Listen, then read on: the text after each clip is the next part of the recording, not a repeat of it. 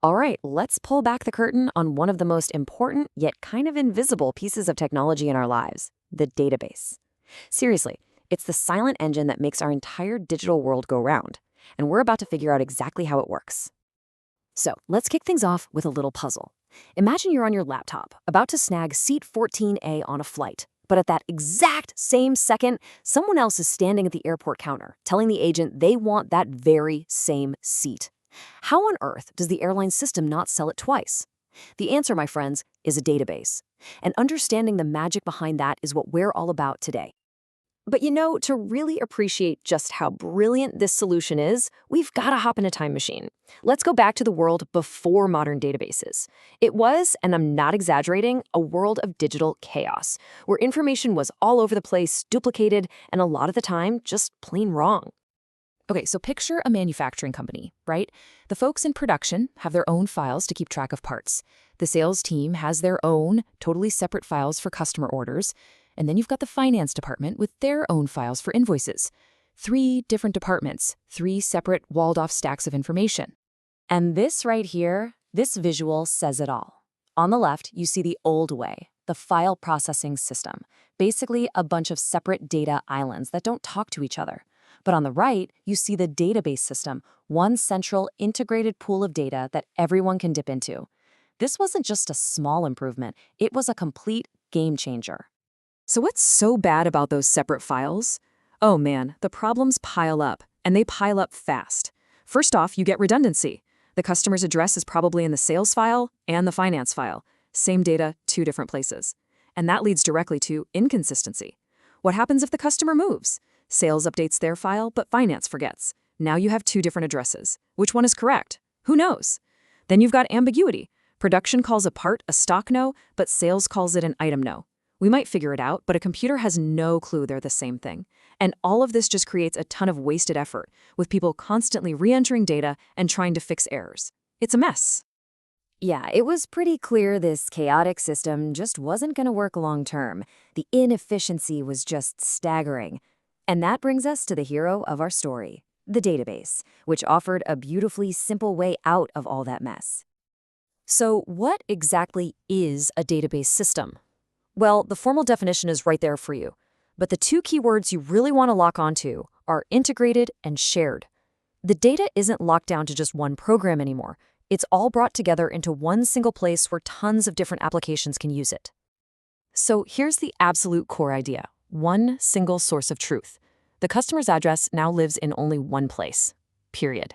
When the finance team needs it, they look at that one record. When the sales team needs it, they look at the exact same record. You update it once, and boom, it's updated for everyone instantly. Redundancy is gone, and so is the risk of all those nasty inconsistencies. Okay, so now we get why databases were such a revolution. So let's do a quick flyby of how they evolved. I mean, they didn't just pop into existence overnight. They grew through a few really key stages, and each one had its own unique way of organizing information. This timeline lays out the journey pretty clearly. It all kind of kicked off in the late 60s with the hierarchical model. Think of it like a strict family tree. Then came the network model, which was way more flexible, kind of like a spider's web of connections. But the real breakthrough, the big one, landed in 1970 with the relational model. This one organized data into simple tables, just like a spreadsheet. And that model was king for decades. Now we're moving towards what are called object-oriented databases, or smart objects. So, why did that relational model, the one with the simple tables, totally take over the world? Well, the answer is pretty simple. It was just fundamentally easier for people to get. The structure was simple, the tables made intuitive sense, and getting data out of them was relatively straightforward. It kind of democratized data, taking it out of the hands of a few super specialists and making it accessible to a lot more people. So what about that next step, the smart object? Well, think of it like this. A relational database just holds passive information, a customer's name, a product's price.